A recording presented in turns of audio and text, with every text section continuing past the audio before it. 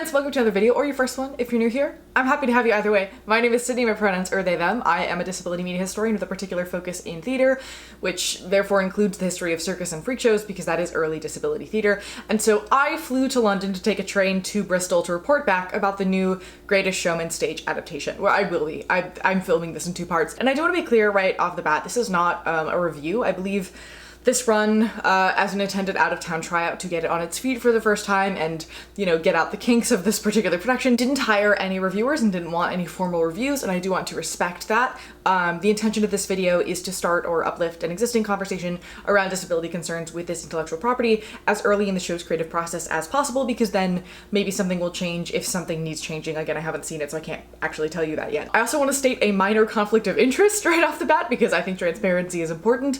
I tried really hard to work on this production. I used many contacts I have related to Disney to try to see, you know, do they need or want a scholar involved in this, because this particular era of history and this kind of disability representation, as at least is in the film, is my academic expertise, and I really wanted to see what I could do in a sort of harm reduction sense, because our community had a lot of critiques about the film and has a lot of worries about this show. I don't know how far up the food chain that ended up getting and or where or with whom this video might end up, so I do want to be clear that none of the critique in this video comes from a place of like being mad I didn't get to put my scholar hands on the piece and how dare you not hire me. I genuinely do and did not care either way. I just had hoped and continue to hope that somebody would be involved in that capacity, and I offered myself up because I was available at the time and I live my life more about what I should be doing to make society better rather than things I actually want to do. I will say, from the various dead ends I hit in that process, it did seem like this wasn't the direction they were thinking of with this adaptation, and that concerned me a little bit, so that was when I decided I would analyze it before its West End transfer in case some shenanigans regarding disability were going on, so that somebody would talk about it with the expertise to fully talk about it. Other housekeeping things to get out of the way really quick, and then I promise we'll jump into it. If you want to see more content like this, I have a playlist of all of my other disability theater deep dives linked below in the description for you. There's also a trans theater deep dive in there now. I usually make one about every 6 weeks or so. I've had a bunch directly in a row lately, so there's a lot to catch up on if you haven't caught up. Down there you can also find my source list for further reading and my Patreon link if you want to support me to be able to make more content like this. I think this video is gonna have to get like, I want to say 30 to 40,000 views for me to even make back the cost of the ticket that I bought to see the show, much less the plane fare and the rest of the trip. So any support is greatly appreciated. Also, for folks who live in the UK and need accessibility reviews for shows, I was able to knock a couple of those out while I was there. Those should all be on my website and will slowly be up over on my Instagram shortly. I did see a bunch of shows right before they closed, but some of them are in larger venues, so I reviewed the venue at the very least, so keep an eye out for those. And you're also more than welcome to hit any buttons below, drop a comment, share this with all your friends, whatever brings you joy. I'm just glad to have you here. And last but not least, for friends who may need it, I am a white young person. I have just above shoulder length curly hair. I am wearing a black vintagey dress that is like a tank top, but it's like a little bit on my shoulders rather than like normal tank top silhouette, if that made any sense at all. I'm sitting on a dark gray couch that's in front of a plain wall, and I have some green leaves and fairy lights above my head. And then for the second half of this video, I should be in the same location. I will just be wearing something different, but I will specify that when we get there. Okay, so The Greatest Showman as a film was first announced as a concept in 2009 with Hugh Jackman already attached to lead it as P.T. Barnum. In 2011, Australian director Michael Gracie was brought on in what would be his directorial debut. He did a fantastic job. And then 2 years later after that, they hired composers Benj Pasek and Justin Paul for the project. You may know them as the music team for Dear Evan Hansen, which we have talked about before on this channel. I will link that above. I'm gonna run out of cards, so those will also be linked in the description for you. And they are also the minds behind the music of La La Land and the Which of the Pickwick Triplets Did It song from Only Murders in the Building. They wrote 9 original songs for this film for the characters to sing, and then the rest of the score is by John Debney and Joseph Trapanese, who have a wealth of incredible film scores under their belt, many of which I like to write videos to. The screenplay was by Jenny Bix, who is most known for being a writer on Sex and the City, and Bill Condon, who wrote the script for Dreamgirls, among other things. So absolutely stacked creative team. Oh hey, it's editing Sydney. I was trying to figure out where else I'd heard Condon's name before while I was editing this, and I went back through my notes, and he directed the 2014 production of Sideshow, which of course is mostly centered around the freak show, and notably flopped on Broadway for a multitude of reasons, but a major reason had to do with audience discomfort around seeing freaks on stage, which we talked about before. Again, I'll run out of cards, but I will link it above here. That just felt like an important piece of theatrical historical information to include here. In the early process of writing the film, as is standard, they had Broadway folks record various demos, and then in 2016, they had a read-through for producers to try to greenlight this film. Much of the cast used on the read-through are not the people who ended up in the film, but it did include Jeremy Jordan, Cynthia Erivo, Natalie Weiss. Kiala Settle was in the final version. I believe Andrew Keenan Bolger was also in that. Just like a wild group of voices to have in a room together. This 2016 read-through is also legendary because of the Jeremy Jordan of it all. He told the story in a show he did in February of 2020, which I will link below if you want to see him tell this story a lot more interesting and more thoroughly than I am about to. And also that version includes him singing a bunch of the songs, which is worth it just for that piece of it. But anyway, he had recorded a lot of demos for multiple characters for Pasek and Paul, and they asked if he would be able to come to New York and sing for the role of Carlisle, who would later be played by Zac Efron, and he got super sick right beforehand and had literally zero voice, so he took some steroids and prayed to the voice gods, and then on his way there, he learned that Hugh Jackman had to have emergency nasal surgery the day before the read-through, and so he wasn't allowed to sing at risk of busting his stitches, and so they asked this very ill Jeremy Jordan if he could sing for both leading men of this musical, and then they would have Jackman just kind of stand there when his songs were going to happen. But then at the end, Jackman got kind of caught up in the moment and he decided to sing from now on against medical advice anyway, putting Jeremy in kind of a weird position. And then on the way out, Jeremy overheard somebody talking about how Efron was already in talks to play Carlisle, and so he was not going to be a part of the final product, which does happen, but given all the work that he just put in for this was incredibly disappointing, and reasonably so. And also just because that situation is like industry standard doesn't mean that it's great or that I love that that's a thing that we do. It just kind of is a thing that happens often. But anyway, he tells the story better than I do. There's also a video of that from now on YouTube, and you can tell from the video why the film got greenlit. I would be handing over money from half of that performance alone. Like, imagine what it was like to hear This Is Me for the first time but live directly in front of, I would weep. Anyway, so Efron, he would be formally brought on a few months later, and then rehearsals and filming began in fall of 2016 with the film's release in December of 2017. It grossed $471.9 million on an $84 million budget, and as of 2018 was the highest grossing musical film in the world and the third highest grossing musical film in the United States. This was also a very interesting time for circus stories, as the way most people alive in the United States at the time interacted with the circus at any point in their life was via Ringling, Barnum, and Bailey Circus yearly tours, which went on hiatus just a couple months prior, and at the time it was still kind of unsure if they were going to come back or not. And so a lot of people assumed that like the circus was dead because that was the circus most people knew about and didn't quite know about other little pockets of circuses that exist. So it was a very interesting time for nostalgia around circus and the concept of circus. Now they did return in 2023 with a new tour without any animals and a new model of what circus can look like, and they actually just began a tour in January of this year that I got to see for like $20 in Brooklyn, and it's a really great time. It was very loud and had far too many strobe lights just in general for anything, but especially for something aimed at small children. And then they got rid of the accessibility program that created sensory-friendly performances, and then I tried to talk to them about this and nobody got back to me when I tried to follow 3 separate times, but that is beside the point. The timing of this film coming out right after everybody thought the most famous circus, or the only circus they'd ever heard of, was potentially done forever, was creating this sort of nostalgia for circus as this magical, wondrous thing of the past, which definitely aided in this film's success to some extent. It hit at the perfect time in circus history, which definitely is not the primary reason it was popular and successful. I think Pasek and Paul, just as people, could sell anything and it would be super, super popular, but in my opinion, it was definitely a factor. It was nominated for 3 Golden Globes, Jackman as Best Actor and Best Motion Picture, winning for Best Original Song, the song being This Is Me, and they also won the Grammy for Best Compilation Soundtrack. Despite all the success, reviews were in fact mixed, but we'll get to that in a little bit. The film was originally released by 20th Century Fox, but in 2019 Disney would acquire 20th Century Fox, making it now a Disney property and Hugh Jackman a Disney princess, and in March of 2024 a stage adaptation was formally announced after a fall 2023 workshop that was not a well-kept secret in the industry by any means. But the formal announcement specified their plans to do their out-of-town run in Bristol, then move to the West End pretty shortly after, and then open up on Broadway shortly after that. Just to fact check myself, or I guess add a sort of caveat here, I was just trying to find a source to confirm that that's what the plan was. I believe that information came from the D23 Expo where Showman was most recently announced. I haven't been able to find any concrete sourcing on that. I'm going to keep it in the video because I have heard this specific piece of information from at least a dozen people, if not more. It is spoken about, at least in my circles, like it is common knowledge and it is what is happening. So I'm going to leave it, even though technically I think it is a little bit of speculation. I also know more recently that there's been some speculation about whether this game plan is going to go forward as initially planned, because of certain shows and certain Disney-owned theaters doing well or not well in different places. So ultimately that plan may not even end up happening the way that it was initially announced, if it was announced. I'm not 100% sure on that. So again, I'm sorry to give you something slightly speculatory. That's not quite my style, but it did feel important to include. So I'm going to keep it in just with that caveat. Thank you for bearing with me. And they did casting calls on both sides of the ocean, which sort of cemented this plan. This production is directed and choreographed by Casey Nicola, who, if you can think of a show he's directed and or choreographed it, I'm not even going to start listing them. Book is by Tim Federla, who's the creator and showrunner of High School Musical, the series. And of course, Pasek and Paul returned for the music, and last I heard there's 5 new songs added, at least as of previews. I don't know if that's going to change.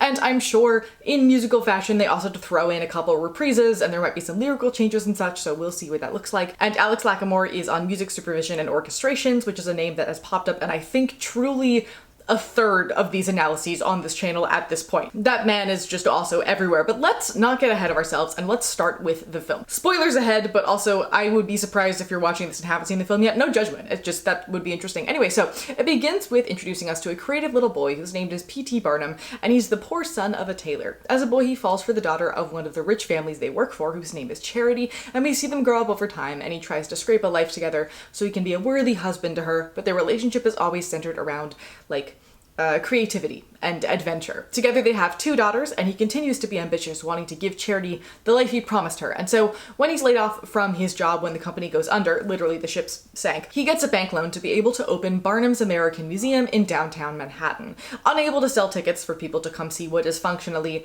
a taxidermy collection, his daughter suggests that he needs something alive and sensational. And so he decides to add freak performers and begins to interview, audition, and hire different people. Now, quick note on nomenclature here, I've made the deliberate choice to use the word freak to describe the group of performers for 3 primary reasons. First, it's something often reclaimed by circus and novelty performers today, regardless of disability status, as was also the case historically, so it feels like a clear overarching group delineation that specifically notes a group of circus performers who don't otherwise fit into society.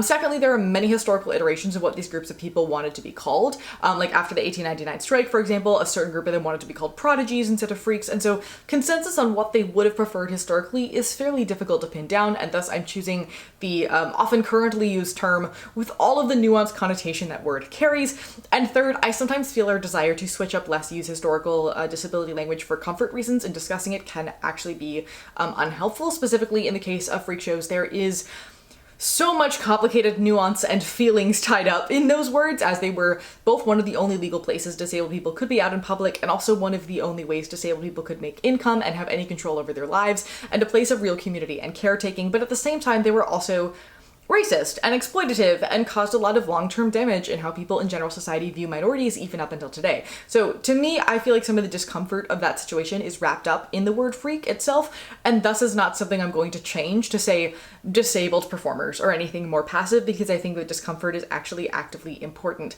One caveat on that note, however, is some of the cast is listed as like dancer oddity number 6 and uncredited circus oddity. That feels kind of gross and objectifying to me, and apparently they are specified by titles like that in the audio description, which some blind and low vision viewers found reasonably unsettling. I don't tend to say, oh, that person was a freak. I would say that person was a freak show performer, and I use freaks more in the plural, which is not what happened here with the oddities. Oddity has also been a more controversial and less used word historically, at least in my experience. It doesn't pop up as often. I have a video titled How Freak Shows Built Broadway that is about the history of basically all modern entertainment through a disability lens. I will link that above for you. You should definitely go check it out, because we're going to be skipping over a lot of the information today because you don't really need it, but it is important context and it's good context. So if you have time, head on over to that one. But anyway, so back to our plot. Hiring freaks. Yes, in hiring lots of people, he tracks down a little person named Charles Stratton, who only agrees to join if Barnum assures him that he will not be laughed at, and Barnum turns him into General Tom Thumb. Barnum, also based on a tip from a random guy on the street, finds a bearded lady named Letty Lutz who works in a laundry and is too ashamed to be seen by anybody, but he makes her confident enough to come sing in his show.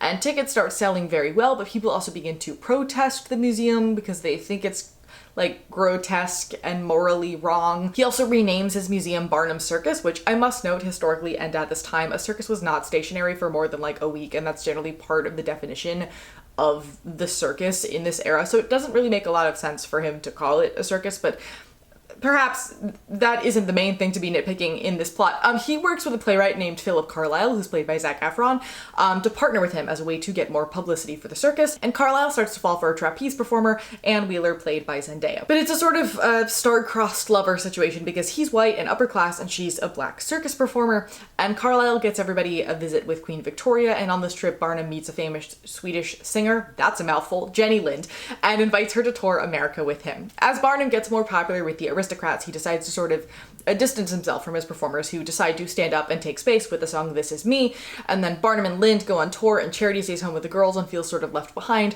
made worse by the fact that Lind catches feelings on this tour for Barnum and kisses him on stage at the end of her last show, which makes it all over the papers and is a big scandal. So when Barnum gets home, his wife leaves him, also they're bankrupt, and his circus is literally on fire, and so then he goes to a local bar and all the freaks come in and they're like, hey, we're a family, don't give up. And then they sing From Now On together about how he's not gonna let ambition get in his way going forward and things are gonna be better for all of them. And to save money, he decides to switch to a tented circus instead, which is incredibly successful. And then he passes the baton of ringmaster to Carlyle so that he can spend more time with his family. And he picks them up from a ballet recital on an elephant. And that is the film. Now, reviews at the time were generally positive about the performances and the music and the visual aesthetics of this film. It is beautifully, beautifully crafted, but there were a lot of criticisms about the story, both as its own thing, like many critics found it to be far too overdramatic, but also for how much artistic license was taken regarding the actual history, on which it was so loosely based as to honestly just be its own thing that happens to coincidentally share some names with the same historical people. There's not really anything else going on that's in common. In preparing for this analysis, I went through every journal and also Google Scholar to see what sort of academic publications and thus conversations in the academic world around this movie exist. I also went through a lot of Reddit to try to see what more colloquial conversations around this movie exist. And interestingly, the majority of the published research that I found was international, most of which you could tell just by it being clearly translation, and usually was analyzing the film around tools of rhetoric, sometimes discussing discrimination as well. Many of them talk about the oppressed class and the class holding power, placing both Barnum and the freaks in the oppressed class together, which is very interesting. All of them, with the exception of the maybe 2 or 3 disability studies articles, also seem to treat the source material as being truthful to Barnum's history, sort of in the way that we treat based on a true story historical film as being like, close enough to what happened that it's fine. Clearly it has been received by the general world as being factual enough to be the version of history that they choose to utilize. I also found some educational tools for curriculum around bias and freak shows that use this as their central and only source for that history and discussions around that history, and specifying in the lesson plan that they are choosing to ignore anything outside of the film, which was immensely concerning for me to find. We've gone into Barnum's actual history in great depth before when we analyzed disability in the 1980 musical Barnum, which I will link above for you. Yes, me doing a bunch of Barnum and Freak Show related stuff last summer was preparation for this. Playing 4D chess with the posting schedule, but I will not be as thorough this time around because of that. That will also be linked above and below if you want to go check that out. But as a very basic framework, Phineas Taylor Barnum was born in Bethel, Connecticut in 1810. Not wealthy, not poor, somewhere solid in between, and was known for being very quick with maths and great at negotiating, so he worked at his father's store for a while. And he came up with various schemes to get a quick buck for himself when he could, like selling sweets to local soldiers on training days and selling lottery tickets. He married a local tailoress named Charity in 1839, and they eventually had 4 girls, though one would die in infancy. He spent his life doing various entrepreneurial kind of things, buying businesses, running them until they were successful, and then selling them between New York and Connecticut. He also had his own newspaper to try to help preserve the separation between church and state. Then he went to jail for a hot minute for libel, and there was a definitely Barnum-influenced parade when he got out of jail. In 1835, he would begin his showman career by purchasing an elderly, formerly enslaved, or perhaps currently enslaved, up to your interpretation, history isn't really sure either, woman named Joyce Heth, who was by all accounts a pretty great performer, as allegedly she wasn't, the nurse to George Washington. He made her way more popular than she had previously been and made a great profit off of her, and then when she died, he made her autopsy a ticketed event. He then spent some time on the road with the circus, after which he would buy Scouter's American Museum, which was in rough shape, like most museums at the time were in rough shape due to the economic crash that had happened a couple years prior. He turned it into his famous Barnum's American Museum, full of taxidermy, an aquarium, a freak show, performances of native ceremonies, educational talks, plays, nightly fireworks shows, basically a zoo, basically like every possible form of entertainment that you can possibly think of beyond like film, because that wasn't a thing yet, was in this museum. He would acquire various acts at this time, many of them while they were children, so he would purchase them from their parents. Annie Letts, who The Greatest Showman's bearded lady is based on, was purchased at 9 months and would be with the circus for 36 years. Charles Stratton, whose name remains the same in the film, he purchased at age 4. They were also distantly related, but that's a story for another day. He would become one of the most famous actors of his time and was incredibly successful and so rich that at one point later he kind of sort of helped to bail Barnum out. In the late 1840s, Barnum became really into the cause of temperance and wanted to be more of a family man and stay home and make the world a better place. He also signed opera singer Jenny Lind to make her US debut with him. She was a very, very cool lady and is done dirty both by this film and every other version of her in the historical media record. Go learn about her and then be upset with me.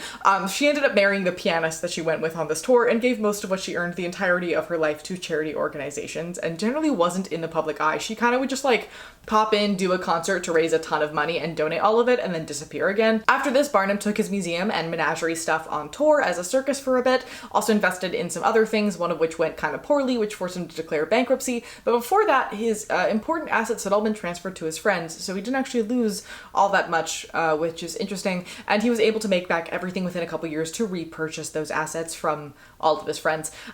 His home burnt down in 1857, his museum burnt down in 1865, and then 3 years later his new museum would burn down. And unlike in the film where they're like, people hate you, so they committed arson, this was just kind of like a thing that happened. Things were just burning down a lot. Also, in the time between the 2 museum fires, he served 2 terms in the Connecticut legislature, then was mayor of Bridgeport, and then served 2 more assembly terms. After that, he decided to work with William C. Coop's circus for some time, married somebody new after his first wife died, left that circus to focus on his own circus, teamed up with Bailey in 1880 after a disagreement over a baby elephant. Also, keep in mind, this man is 70 years old at this point. 2 years later, he would acquire Jumbo the elephant from London's Royal Zoological Gardens in Regent's Park, which is one of the things that's on my itinerary. So if there's a Jumbo statue or memorial there that I found or something, Editing Sydney will let you know about it right here. Bad news bears, they did not. But there's history behind that, and I figured I would include it anyway because this is a fun side tangent because this video isn't long enough already. Basically, a lot of the Regent's Park enclosures have, of course, been taken down and replaced by new ones that follow like basic ethical standards because the zoo has been open for 200 years, and we know a lot more about animal behavior now than we used to. The place where Jumbo used to live has now been taken down and has been replaced with a new building that is like a national heritage site or something like that. This happened in the 20s or 30s. That building I will picture here. That used to house their rhinos and their elephants, but then because of ethics and the size of this particular enclosure / building, they retired all of those animals, I believe in the early 2000s. And so there might be something else in there. It was closed. I wasn't able to get in the building. I was kind of bummed about it. It wasn't labeled or anything. So maybe it's just storage or they have other stuff in there that they don't use it for exhibits at all anymore because it is such a dark and enclosed building. I'm not quite sure. The zoo also had an exhibit to honor 200 years of being a zoo that didn't mention Jumbo. That was more of a bummer, honestly, because he's like the most famous elephant in London history, and I was bummed that he wasn't mentioned there. But otherwise, it's a really lovely zoo. I had a really great time. I think it only took me like 2 hours to get through all of it, and I got this cute donut that's frosted like a bumblebee, and I got to meet this lemur. They have like exhibits where you can walk in and hang out with the animals. Most of them are with monkeys, and I thought that was fun. I've never experienced that before. And they had 2 baby gorillas. That was also exciting. Anyway, thank you for listening to my side tangent. Back to Barnum. And then he would work on circus things up until his death in 1891 at the age of 80. And if you can guess where precisely in this timeline The Greatest Showman is supposed to take place, do let me know because I really have no idea. Now, I do want to give credit where credit is due. This movie is a fantastic time, and I guarantee you I'm gonna have a great time at the musical. I'm gonna cry at least thrice. I love musical movies when they're executed well, and this is a rare time where I do feel like this is the case, and I love musical theater even more. Like, if you ignore the entirety of the plot and all of its societal implications, Showman does have a lot going for it, and sometimes I do just sit down and watch the movie and skip and just watch all the songs because the visuals and the choreography and the music are so great. I'm not the fun police. We're not here to be the fun police. We're here to be the that's academically concerning but we can still have a good time kind of person. Also, for another positive thing about this film, based on everything that I've read, this does seem to be one of the first times that people outside of the circus specific academic field, which is a small field unsurprisingly, thought about the circus as not being all bad and creating really important community for people otherwise cast out by society. This is one of those things where it's kind of hard for me to check timeline wise where, you know, some cultural conversation around this shifted in one direction or another, but much of the conversation around this film still critiques circuses and freak shows as being all bad and all negative and a shameful part of our history, so it does seem like any nuanced conversation around that history was not yet in the mainstream to really any extent. I think There was an interesting in-between on that particular topic that was visually shown in the film to some extent, actually, but it was never in the script in any meaningful way, so you can only see it if you know what you're looking for, which in my opinion, doesn't really make that narrative successful. A primary critique of the movie is, of course, concerns around Barnum being glorified, specifically how this rewrites history and erases much of his complicated legacy. This is, of course, not the first portrayal of Barnum to do so. The 1980 Barnum musical did actually include Joyce Heth, but then they did so in a comedic way that centered Barnum as this immensely charming and charismatic leader, and also was, like, really racist. So, you know. One critique of Showman said, ridiculously saccharine lines, like every one of us is special, act as an inauthentic equalizer commonly lobbed at disabled people. Which I agree with as being frustrating. It's kind of like when you tell somebody you're autistic and it's disabling to you and they're like, yeah, but like, we're all a little bit autistic, you know? But I will say the quotes about everybody being special and knowing how to use what's special about them to their advantage is the thing that matters. Those have been ascribed to Barnum for centuries, and I've never been able to concretely find any sort of quote like that from him on that particular matter, which is interesting to note. We've been sanitizing Barnum into simply a talent manager who saw the value in this particular group of people that are often forgotten about for performance for quite some time. This film just does it on a larger scale, and so for many people it's the first time they're ever seeing it. With that being said, some critiques of the film go in the opposite direction far too hard in my opinion, such as, imagine a reality in which the only opportunity Native Americans had to see themselves in film was through a musical celebrating Andrew Jackson leading them down the Trail of Tears with a choreographed dance number. And, for many, P.T. Barnum is the equivalent of Robert E. Lee, both of which come from the assumption that Barnum created the concept of a freak show, which is factually incorrect. He just knew how to market them in a way that felt socially acceptable to people, and so they became much more popular because their audience broadened so greatly. A really common way of doing that for him was to medicalize it. I don't want to sit here and defend Barnum and tell you he was a fantastic man, because I think he was an immensely complicated man who did a lot of harm, but he also became a legislator so that he could help ban slavery and actively campaign for black suffrage. He spent a lot of his later life trying to undo some of the harm caused in his earlier life while being haunted by his own legacy and not being able to outgrow it. He also treated his performers really well in comparison to what was standard at the time. I think it's fair to say that this version of the story is way too glorifying and kind toward him, and we're about to belabor that point a little bit more after the side tangent, but to say that he was a terrible man who was solely at fault for all existing disability discrimination, who we should view along the lines of Andrew Jackson and Robert E. Lee, is incredibly revisionist, and I don't think offsetting revisionist history in one direction by creating new revisionist history in the direct opposite direction is particularly helpful. Like, that's how we end up with people saying that Helen Keller was a eugenicist who should be cancelled, and forget about the fact that she was also like a socialist on the FBI watch list who helped create the ACLU and the primary blindness prevention program in the United States. People can be complicated and have lots of different opinions and do many different things with their lives over the course of the many decades that they're on this earth, and nuance can in fact, I know, shocker, be held about that concept. There were also some critiques I read about the issues of him embodying the American dream in the movie and not being an issue of the narrative itself, but I think to some extent in real life, he embodied the American dream in some sort of like scrapping his way to the top via big investments and big risks for big rewards in a way that only white middle class men historically were able to get away with. This film definitely expands that more by having him grow up in abject poverty, whereas like in real life he grew up in a community where everybody was doing multiple jobs to scrape by, but like were surviving. But he is arguably one of the major historical examples of the American dream.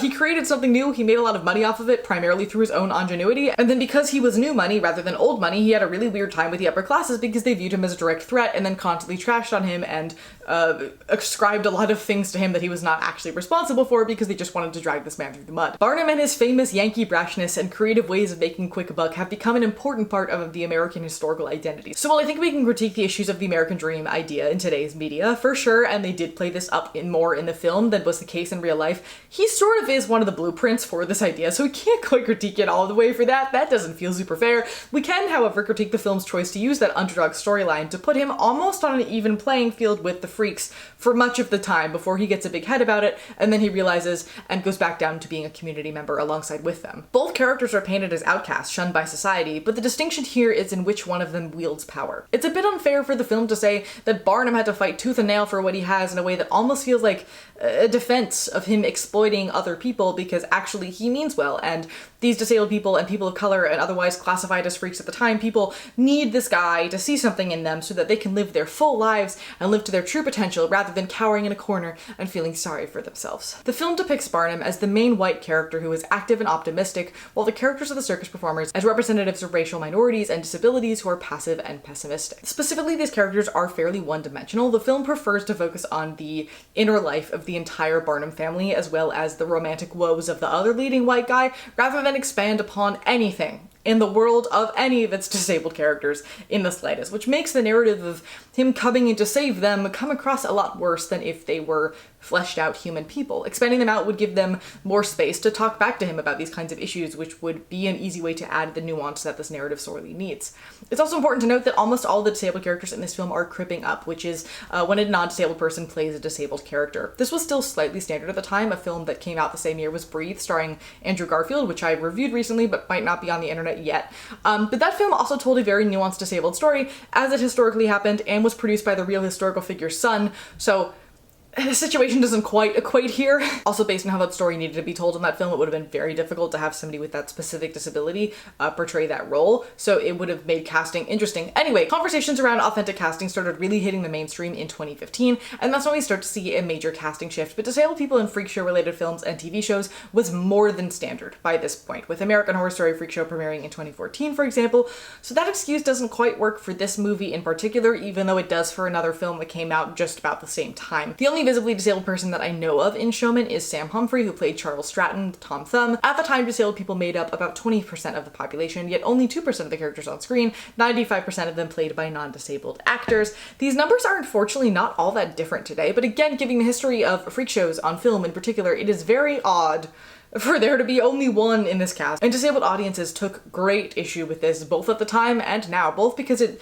denied disabled people jobs, and because it makes the narrative of just accept what makes you different and makes you special feel very hollow. The Greatest Showman settles for presenting characters who look different, but aren't aesthetically grotesque. All those assembled on screen may pass for able-bodied, or possess talents that are physically palatable. Rather than do the thing that makes people uncomfortable, they chose the safe option. I will note, lately in their defense, freak shows were not majorly disabled groups of people. Actually, odds are only about a quarter to a third of a group of freaks would be visibly disabled. Freaks also included knife swallowers and tattooed people and people of color fulfilling exotic stereotypes and people we would now call intersex, or putting on an act to pretend that they are intersex. So I'm not saying this should have been an entirely disabled ensemble by any means. That's not a requirement. It would actually be very historically inaccurate if they did choose to do that, but the percentage they chose in this film also doesn't really make any sense. Specifically in choosing conditions, we often connect with historical freaks that most people think no longer exists to that extent today, which differentiates the disability we do see. I'm specifically thinking about the bearded lady and dog boy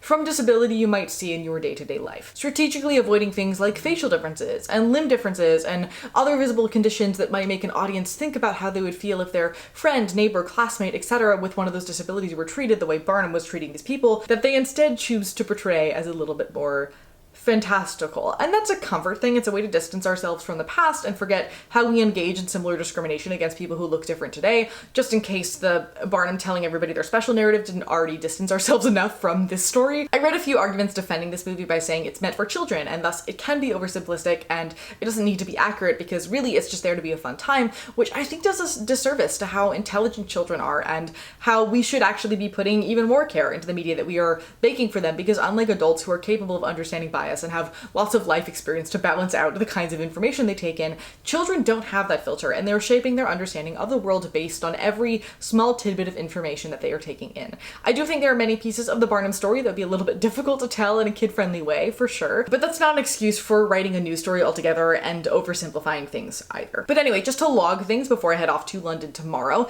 I have a couple concerns about the musical and they're the reason that I'm going on this trip. The first is that telling a story like this in 2017 is very different from telling a story like this in 2026. A decade in minority history time, I know it's not a decade, but it's close enough. A decade in minority history time is massive. Even something that handled disability very well a decade ago should sit down and ask if maybe it needs to reshuffle some things to match what narrative things we talk about and know about now, rather than just put the same exact production on stage as it was the first time around. The Curious Incident of the Dog in the Nighttime closed on Broadway around the same time Showman began filming. Dear Evan Hansen also opened right around then, and that was widely seen as one of the first Broadway musicals to really talk about social media and mental health. The first wheelchair user on Broadway was a year prior. We were in a very different place then in comparison to now. So even if they do the exact same things they do in the film on stage right now and nothing has changed at all, that's gonna be a lot more harmful than it was in 2016.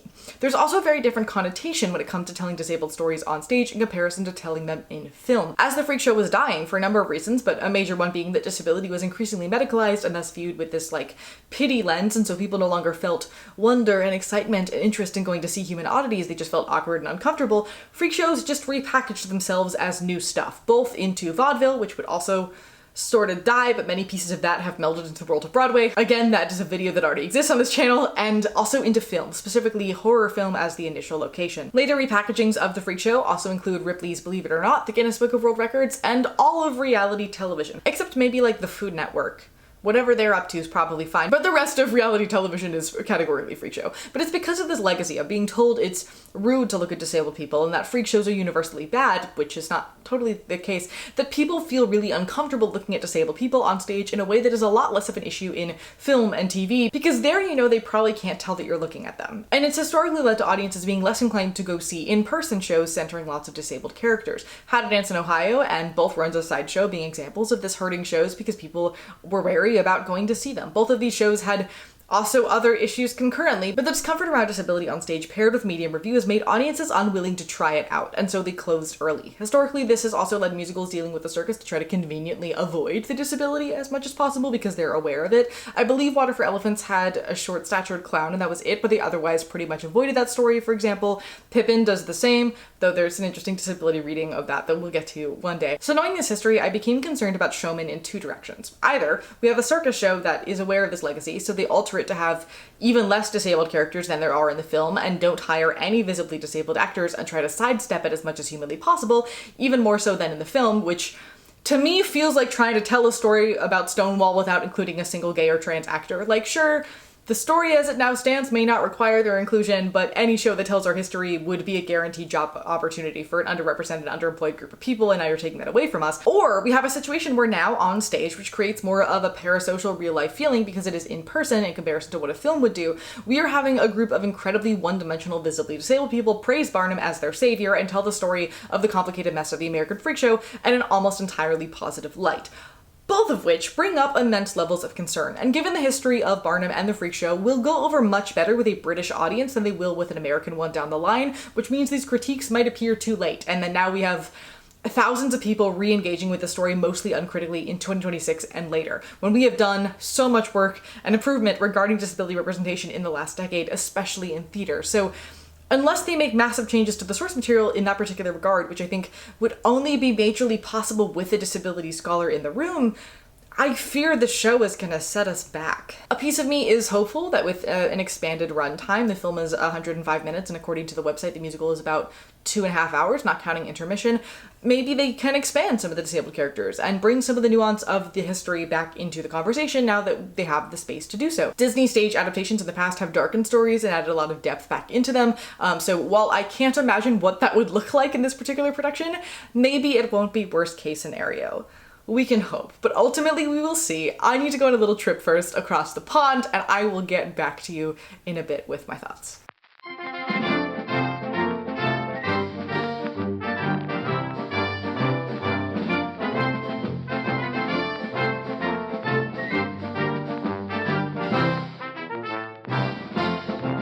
We're here. Yay. Hi. I'm back. For friends who need it, nothing about the location has changed, except I'm wearing a gray t-shirt now, and there's a tiny Paddington bear behind me because he was my travel companion. I felt like it was important to include him. Now, the show. The show is a thing that I saw. I have a program from it.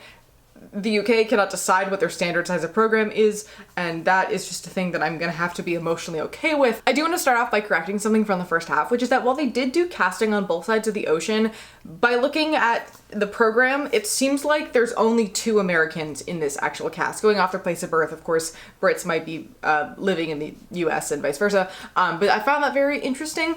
I do want to commend them on their accent work because I genuinely could not tell until I checked the program and during the show was playing the like, which is doing an accent and which one isn't game with myself, which of course I got almost entirely wrong because there's like no Americans in the show, except the one I do know is an American because I've seen her in the US. This show had a tagline of "Please keep it under your hat" with with signs everywhere. They put stickers on our phone cameras to cover them so we couldn't take any photos or videos in the theater, sort of like Cabaret at the Kit Kat Club. In this case, it's a little less clear what the precise motivation for this choice might have been, since in other cases of camera covering, it's usually due to union rules of pre-show performers or explicit content in the show itself, of which this one has neither. So it might just be a buzz thing, it might be a thing to give them more room to change stuff, I'm not sure. That's beside the point, but I bring it up because I sort of worried the nature of this language was tending to point to also not talking in depth about the show outside of the theater, which of course I intended to do anyway, but I was still worried about it. But I have seen other reviewers and creatives talk about it in great depth, just not in a review capacity, so I think that we're good. Again, I was gonna do it anyway, but I like following rules when I can.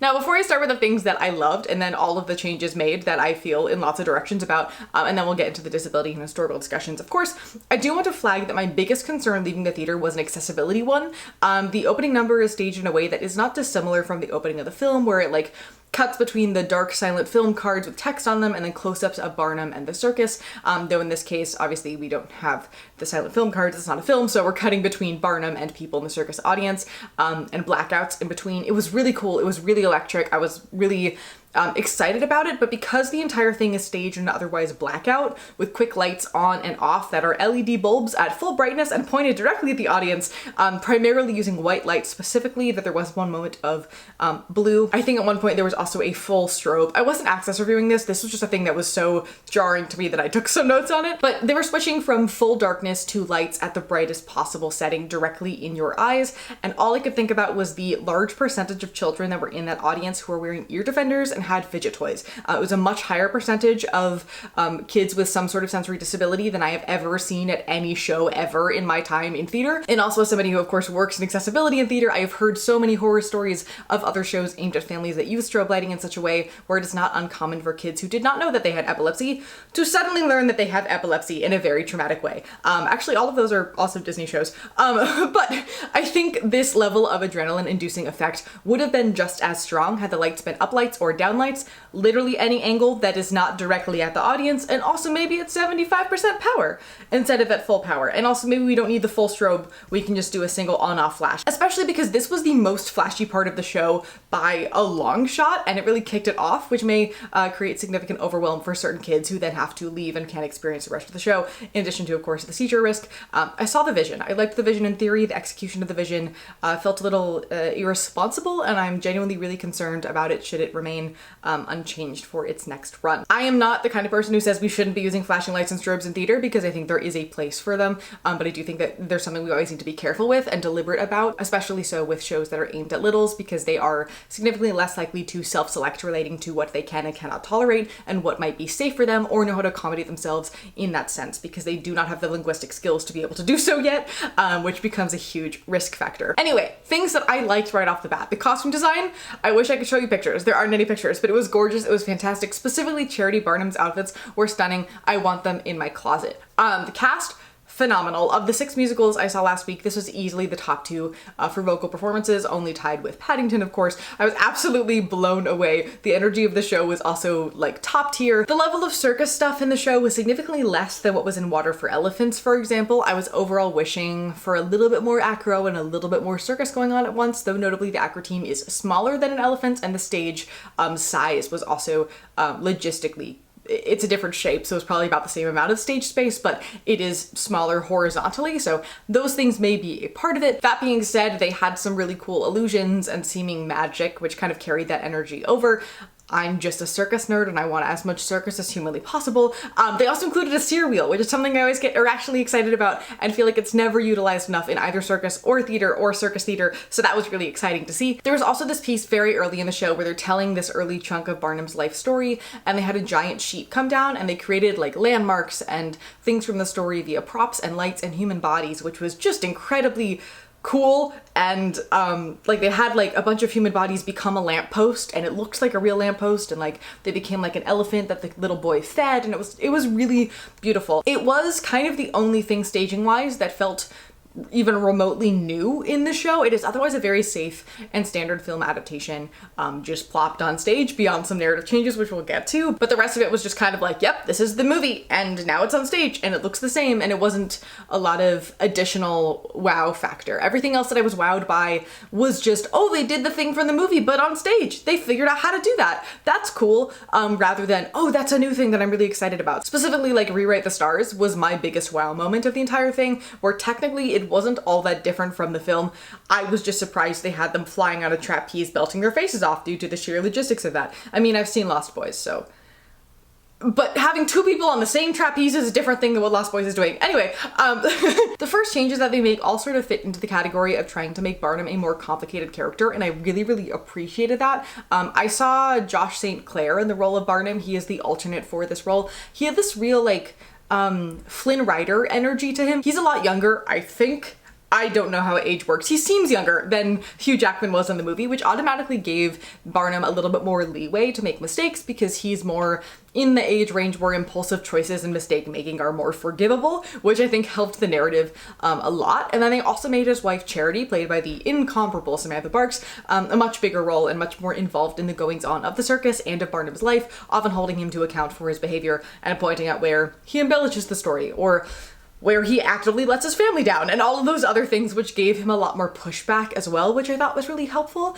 This aspect of it is not dissimilar from how Charity is handled in the 1980 Barnum musical, which is currently touring the UK, though without all of the sexism that version of the story includes, which is good. I'm not gonna be like, thanks, I'm so glad they did that. That's a low bar. Also, like the Barnum musical, they added a sort of framing device, whereas in the movie we see it's like this bird's eye view telling of Barnum's story. Here, they use the stage to their advantage, and they made a framing device where Barnum is like, I'm gonna tell you my life story. It's gonna be 100% positively true. And Charity is like, well, you do stretch the truth and lie a lot and speak in metaphors. Also, you're doing this over-exaggerated showman voice and it's really weird and I don't like it, which opened up a lot more space for them to, like, straight up fabricate things and it feel a little bit less like they're alleging this is the true history of the guy, which doesn't fix the issue, of course, but at least to me, it made it a bit easier to settle into seeing this just as a story and a version of events that this Barnum wants to tell us, rather than the objective story of P.T. Barnum, which is how the movie felt like it was marketed. So I did really like that addition. I think it did a lot of legwork for them, but I appreciated that it did that legwork. They also added a lot of reflection points where Barnum often monologues at his father's grave and sees reflections of his father and of a younger version of himself, who also, I saw George Hamblin as Baby Barnum. First of all, I love having a Baby Barnum with braces. I think that's adorable. But also vocally, utterly fantastic. Holy cow. I found the reflection points also helped to turn Barnum into more of a human person and show that he was grappling with a lot of his choices and how to manage the weight of the big ideas that he sometimes doubts. I don't feel like those were the specific existential crises real Barnum was ever having, but Barnum did have a lot of existential crises, we think, about his legacy, not always matching up to his personhood and not feeling like he had the freedom to sort of change his tune or grow over the course of his life, like his past constantly haunted him. So I do feel like this reflected that existential crisis of existence to some extent, which made it feel a little bit more grounded, a little more connected to the real guy. I'm just now realizing, editing both of these sections back to back, that I was like really hoping that they would expand on the personalities of any of the freaks within this show, and I think we got maybe 2 to 3 more minutes of stage time for the bearded lady, and that was it. All of the expansion of runtime was utilized specifically for the Barnum couple, and that was basically it. So that's unfortunate. There are also 5 new songs in addition to, of course, everything from the film. Not all of them were my favorite, but it's kind of hard to like compare new material to material we've known really well for almost a decade. I do want to talk about 3 of them specifically. The first is that in this version, Barnum's like menial labor grunt work job is as a demolition guy, and he's been hired with a team to demo a theater, but then the project is canceled, and so he's like, you know what, I'm just gonna buy this theater. Needless to say, nowhere near historically accurate. I'm really not sure where this idea came from in the first place, beyond the idea of like using axes and stuff creates really great choreography and really great beats, and also an excuse for some juggling. That's all I've got. They also had the group of Barnum's performers do this song for the Queen that felt more on like the vaudeville side of tone, but also didn't quite match the rest of the show, but does match the aesthetics of, again, the Barnum musical really well, which is another interesting tie-in. I overall struggled with the world building of this song. Like, the whole scene was framed as Barnum using Carlisle's famous last name to get an audience with the Queen, and then they perform for her and she's sort of like horrified and scandalized by them. But like in reality, the Queen invited Tom Thumb and Barnum to come have an audience with her. And then as the story goes, Tom fought one of her spaniels with his tiny cane, and then she invited him to come back another time when her kids weren't asleep, because it was past their bedtime the first time. I generally found that in the show, in comparison to the film, it somehow leaned harder into the idea of the American dream, specifically focusing on the class politics of it all and how much the upper classes scorned Barnum and everything he did because he was seen as lowbrow, which is a narrative that, to put it lightly, is a massive oversimplification that also doesn't actually make a whole lot of sense. Because, like, Barnum's entire thing was taking stuff sometimes viewed as lowbrow and turning it into highbrow. He revitalized theater as something now seen as respectable. He turned his freaks into wonders of science and the natural world. He did all kinds of things specifically to appeal to the middle and upper classes, which also happened to be affordable enough that the lower class folks could also partake without it being the hugest splurge in the world, which would then give him even more income. He would not have gained the popularity that he did without at least some positive attention from the elite. Of course, he did have this idea that he wanted to be more legitimate at some point in his life, which is why he signed Jenny Lind in the first place, but it would be very disingenuous to say that he was universally hated by everybody in the upper classes and his whole life was a fight to try to be accepted by them, which is kind of what this version of the story is telling us. This version also focuses a lot harder on the threat of the protesters and it being hard to get into the theater because of them and all of this stuff, when, like, while he had his detractors, I'm not saying he didn't have his detractors, he was a very controversial man. The specific things that these protesters are concerned about are generally so unbelievably anachronistic. Like, the term freak show did not appear until after Barnum's death, so its use in the derogatory constantly over the course of the show makes no sense. I can give that a little bit of a pass, but that kind of performance had also existed long before Barnum popularized this new style of it, so this level of outrage about its existence makes little sense. There's also one sign that says "keep the stage pure," even though Barnum was the one who helped rebrand the stage as pure. They also use the word circus in the derogatory on a couple occasions toward his troupe and towards the show, which doesn't really make any historical sense in that regard. This version also has a huge looming threat of him and Carlisle ending up in debtor's prison, despite debtor's prison having been abolished 8 years before he bought the American Museum, so that was not an active threat to any degree. And to be clear, I'm not saying that this show necessarily has to be built by and for historians. Like, there's many historical musicals I adored when I was little and then have seen in the last couple years and have found that they're rendered unwatchable because the sheer amount of historical inaccuracies make the story make absolutely no sense. But those are also all musicals originally from eras before dramaturgy as a field existed and before there was as much deliberate care and attention toward historical accuracy to a degree where it's almost expected going in for an audience member that what you're going to see is going to be relatively historically accurate, if not completely so, which this definitely is not by any means. So it's also not super fair to compare this to, say, Ragtime, right? Or more specifically to say that because all of those shows historically have gotten away with being historically accurate, we don't have to care about it now because things have changed. Our understanding of media has changed. Our understanding of history has changed. The speed at which one is able to do research now has changed over the course of the last 2 decades, right? So not just saying oh, we can't compare those two things, but more that it's not fair to say that because those things are allowed to get away with it, this also should, because it is a different situation. But back to the song for the Queen. So they switched up the Jenny Lind arc a bit in this version to have her be the next performance directly after Barnum's troupe, and she sings Never Enough here instead of later, and then he signs her pretty much on the spot. And they fixed her character to a degree that brought me, I think, the most joy of any of the changes in this show.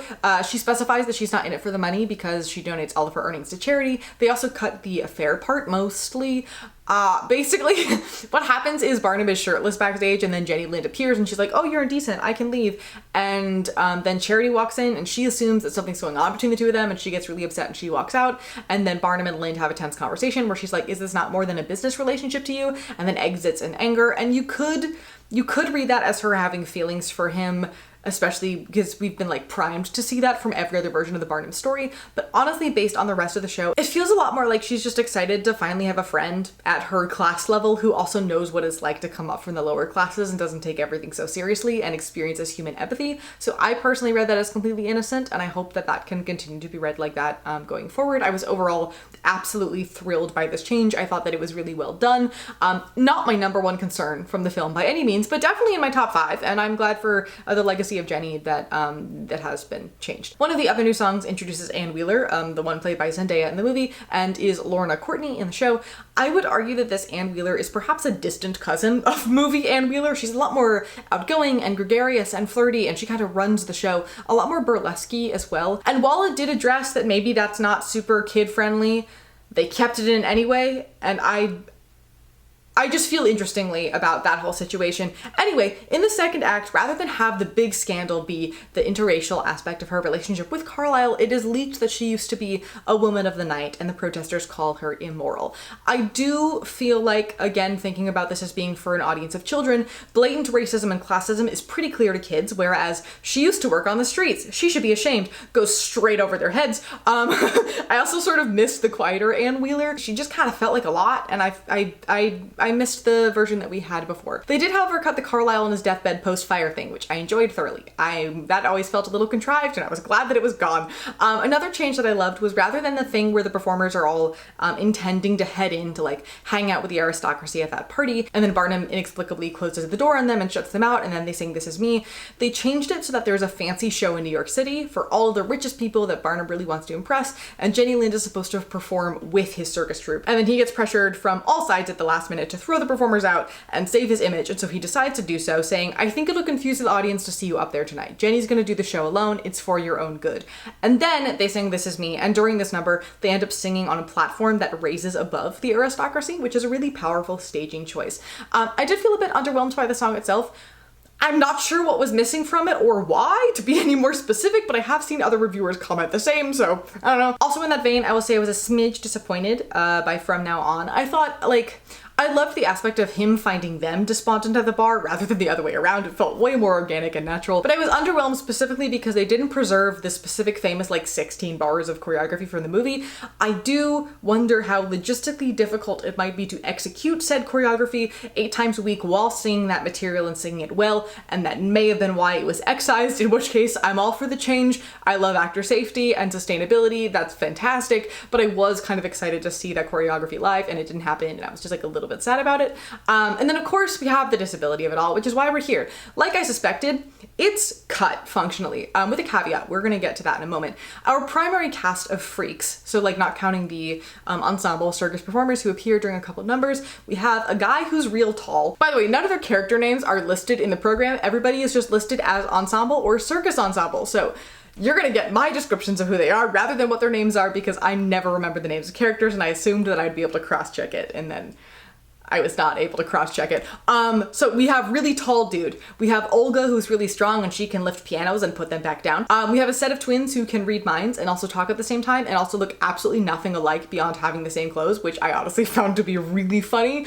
A non-speaking man who's covered head to toe in tattoos, and his wife who isn't a fire eater but does fire-related tricks. And Tattoo Man does steer wheel and I believe juggles. He's got a lot of things going on. He gives like a Penn and Teller kind of vibe rather than like a non-speaking disabled person kind of vibe, if that makes sense.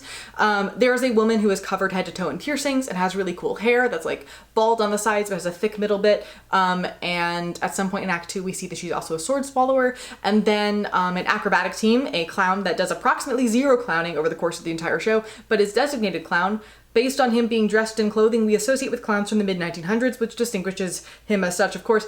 And then Letty Lutz, who's the bearded lady. Now, the disability caveat here is, of course, I would consider the bearded lady to be disabled, as she is within the born freak category. I firmly believe that she was only kept in the show because she is known as the one who sings the song, so she couldn't be cut like Tom Thumb was, who didn't really sing a song. The tallest man also teeters on disability category, somewhere between born freak and made freak, because he's on stilts for most of the show, and that's made very clear. And then the piercings lady also kind of teeters. She's more on the made freak side, but her focus is also mostly on her bodily appearance until we see her do some tricks much later in the show, whereas with Tattoo Man, we see him do other things almost immediately. And this ended up highlighting a separate issue because, as we talked about earlier, there is significant concern with the story being a sort of white-abled savior situation. We have this white non-disabled man showing up and being like, I think you're special, you're not a freak, and like making them all feel better about themselves.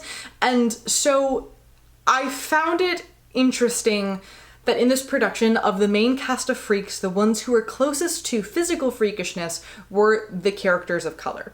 And the ones whose focus was on their talents rather than their appearance were primarily not the characters of color, which added this extra layer that is not historically incorrect, but also not great from a modern storytelling angle. I do think this was just an accidental byproduct of colorblind casting, especially because the tall guy was really tall naturally before he got on the stilts, for example, but it was a really unfortunate one, specifically because the only 2 times a character says, "I'm a freak," and Barnum goes, "No, you're not, you're a star," or some version of that, is with the bearded lady and with the tallest man. Everybody else seems relatively confident in their abilities, except for those 2 who Barnum needs to prop up and make them feel better, which was just unfortunate. They were fantastic actors. I just think the ratio of who ended up where was unfortunate. This version of the story also, I think, tripled, if not quadrupled, the amount of active references to explicit disability language in comparison to the script of the film, which made it even more glaringly obvious when you're looking at this cast of mostly straight-sized, seemingly non-disabled cast members that something here is missing. There's only so many times you can use the word freak and monstrosity and grotesque and unnatural and introduce the group as the Curiosities and also use the painting style of freak show advertisements without having a single disabled person present before it starts to feel like you're being gaslit that the people who those words were primarily created to refer to never existed in the first place. The amount of times that we see Barnum and his wife emphasize these people aren't freaks, they're special, brings the savior narrative even more to the forefront than in the original, to a degree where it almost felt like a deliberate doubling down on that particular set of critiques from the film. I very much feel like the likely intention here was probably just to use historical circus related words as much as possible because that's part of like the Barnum aesthetic, and there probably wasn't a lot more thought put into it beyond that, but it all just felt rather, I don't think polished is the right word, something that like sanitized is probably better. It felt like it was doing as much as it could to minimize audience discomfort about this history at whatever cost, while still utilizing its aesthetic in a way that not only erases important history, but also erases an entire minority group who are central to that history. And the more the adrenaline and the excitement of how much I like enjoyed the experience of seeing the show subsides, the more I'm left with a bit of a bad taste in my mouth. Not only because the disability was removed, of course I expected that going in to some extent, but that they then increased this usage of this language so greatly. Language that to some extent would have technically applied to the kinds of people we do get to see on this stage, but was initially intended as derogatory toward the people we don't get to see, who are actively erased from this narrative, and then later expanded out to cover everybody else who performed in this specific setting. There is no circus freak who is freakish solely by nature of them knowing how to juggle and doing trapeze without there being a born freak with some sort of visible disability. And I found it deeply bothersome to see the most important core piece of this group entirely excised from the show, leaving only their terminology behind. Especially because, again, I know I'm hammering this point home, but it wasn't just like, oh, we use the word freak twice. It was like every third sentence they were using these words. And I was like, guys, you gotta pick a lane. I also think it's important to acknowledge the wider theatrical climate in which the show is taking place. They're currently running a UK national tour of Barnum the Musical, a show that traditionally has an average height person playing the role of Tom Thumb that they portray in scale to make him look small. Cast a performer with dwarfism in the role. And I believe that's one of the first times that's ever happened in the show Barnum, if not the first time. Water for Elephants, both on Broadway 2 years ago and currently on tour, has at least one performer with dwarfism. I do not know about other disabilities. I haven't seen the tour. The Greatest Showman Circus Spectacular, currently playing in the UK, does not seem at first glance to have any disabled performers based on like production images and such, but that is a different thing. I also, I know many disabled musical theater performers who dabble in circus, and I don't know many circus performers who dabble in musical theater, so I would imagine casting for the show relies on the latter type of person. And over the course of the 7 other shows that I saw during my time in London, I think 3 of them at least included visibly disabled actors. Paddington did, of course. Summerfolk did. There was somebody with a limb difference. And Midsummer Night's Dream at the Globe has a deaf actor. So it's not like casting disabled people is unheard of or not standard in the UK. It certainly isn't the abject norm, as is the case in the US as well, but I have found it to be significantly less common over here in comparison to what I experienced when I was in the UK. I only actively sought out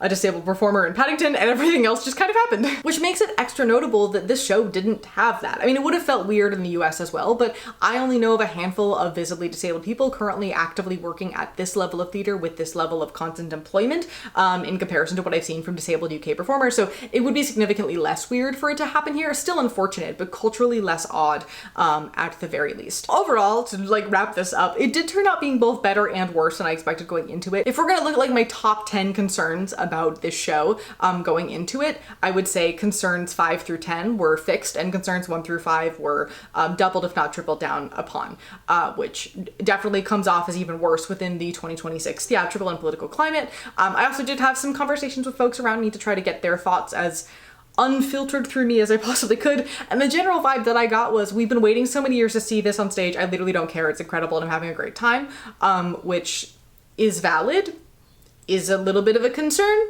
Again, taking in media uncritically is a little bit alarming, but that's data, right? That's important data to have. And also scanning message boards and reviews for more avid theater goers of seeing this show. It seems like a lot of my concerns are reflected by others as well, so I'm not the only one who's bringing these kinds of things up. The primary critique that I saw in there over and over again was that people wanted it to do something new, and it just kind of didn't really, but beneath that I saw concerns mentioned around narrative issues with it, so I'm not just sitting here being a nitpicky historian. Other people feel the same on various levels, and of course the more people that get to see the show, the more these conversations are going to get louder and larger. But if you saw the show, do let me know your thoughts, or if you didn't, your thoughts are still valid and I would still love to hear them.